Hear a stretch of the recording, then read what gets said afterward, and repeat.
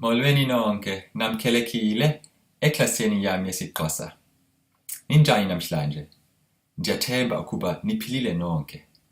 NinguStefan mna, igama lami lesiXhosa nguMonde. Lo ngumzamo wami wokuqala wokwenza ividiyo apha eYouTube malunga nesiXhosa. Kuqala ndinqwenela ukuthi qabaqaba ngegrama yolwimi lwamaXhosa. Ngokuqinisekileyo ndisaphazama rhoqo xa ndithetha isiXhosa, kodwa ndizama noko.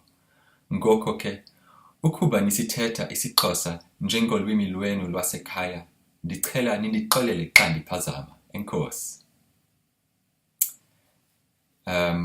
Ukuqalela namhlanje ndiza kwenza ividiyo qho xa ndinexesha. Enkosi kakhulu ngokubukela le video. Ngoku ke ndiza kuqhuba ngesiNgesi kuba ukuthetha ngesiXhosa ngegrama kunzima gqitha kum.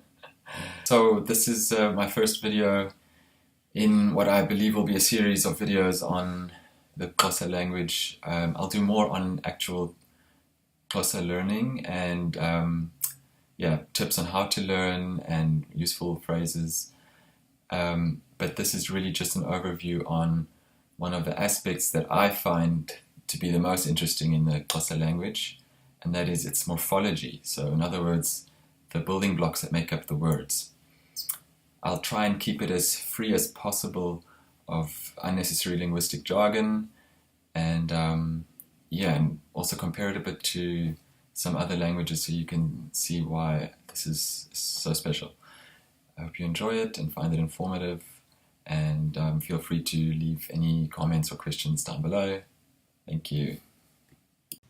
Before I delve into the Xhosa examples, I've chosen a few English words that might better illustrate what I mean with morphology. Here you can see celebrity, which is a word that can't be broken down into any smaller parts. It's just one word, celebrity. Here we've got played, which can be broken down into the root word play and the past tense marker, played. I had to think a bit before I could come up with an English word with 3 morphemes, but here we have one, uncovering. So we've got uncovering. The thing is that these morphemes can't exist on their own. You can have the root word cover on its own, but you can't just say un or ing. You also can't add another word in between, like very covering or uncover yesterdaying. It just doesn't work. In this way you can see that these morphemes are tightly bound, and that's how it is in Xhosa too. Languages like German and Afrikaans have notoriously long words. I mean, imagine what you'd score in Scrabble if you had this word down. Zwischen Einschätzungstermin. It roughly translates as mid-term evaluation date. I actually received this in an email recently, which is where I found the example. However, this isn't quite like our Xhosa words we'll see, because it's made up of 3 independent words. In other words, it's a compound word. We have zwischen, Einschätzung, Termin, and each of these words can appear on their own. German still only has 1 to 2 morphemes per word on average, as does English. Now we'll move on to some Xhosa examples. The first example I chose is the following, Kaun dikumbuze, which means please remind me. So as you can see, it's broken down into 6 different morphemes. We have the first one, a polite prefix, ka, so that's just like saying please. Then we've got the second person singular, you. Then we've got the first person singular, me. We've got kumbula hidden in there, which is to remember. And we've got isa, the causative, so you make remember, in other words, remind. And the subjunctive mood, because it's a polite request. Please, you, me, remind. Please remind me. The next example is izityalo ezisetyenziswayo, which means useful plants, as you can see from the following photo, which I recently took at the Kirstenbosch Gardens in Cape Town. So I'm going to just explain the word useful here, is ezisetyenziswayo, and it's made up of the following morphemes. we have the plural marker ezi. Setshenziswa is made up of sebenza, to work.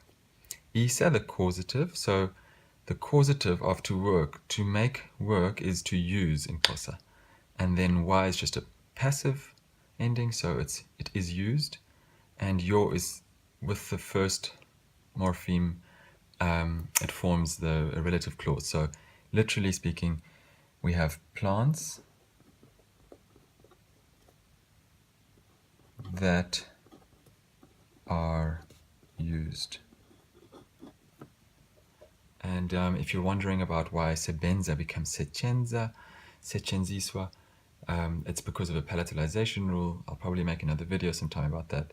But passives and diminutives require that certain consonants become palatalized, so the B in sebenza becomes setshenziswa. My last example for today is the Xhosa imisetshenzana yokuzonwabisa, which means hobbies. We start off with imi, which is a plural marker, setshenza coming from sebenzi. Imisebenzi means jobs. So sebenza means to work, and again with a diminutive, which we see here, ana, then we need to palatalize the B, setshenzana. So little jobs. Yokuzonwabisa is made up of the possessive ya, we can say of, uku, to, zi, it's reflexive, so it's something you do to yourself. We've got onwaba, which is to become happy. And we've got isa, the causative, to make happy. Alright? So in other words, we've got little jobs of making oneself happy. How nice is that? As you can see, Xhosa is a really cool language, and not only because of its clicks. I just hope you aren't discouraged in learning it. Remember, you don't really need to learn long words like these. This is just an example of how words can be used and how they can be made up. But you don't even have to understand the underlying grammar to learn a language. I mean, any child learns its native language without any knowledge of grammar. So there are also actually some things that are easier than in other languages. For instance, a lot of words come from the same root word, and if you know the rules, how these words are derived, then you can guess the meaning of new words you've never learned before. I'll give you an example of this now.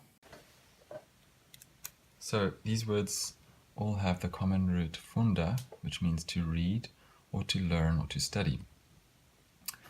Over here we've got umfundi with the personal prefix so it's a person who learns, who studies. Umfundi is a student or a learner. Here we've got fundisa with the causative ending, to cause, to learn. So this is the Xhosa for to teach, fundisa. Here we've got again the personal prefix, umfundisi, which is someone who teaches. In other words, a teacher, lecturer, or even a pastor. Isifundo. Isi is often used for things. It's a prefix for things. So isifundo is that which is learned, so it's a lesson. Now that you know that, here's a pop quiz for you. So tenga is buy. What do these words mean? Umtengi, tengisa, umtengisi. Write your answers in the comments below and we'll see who was right.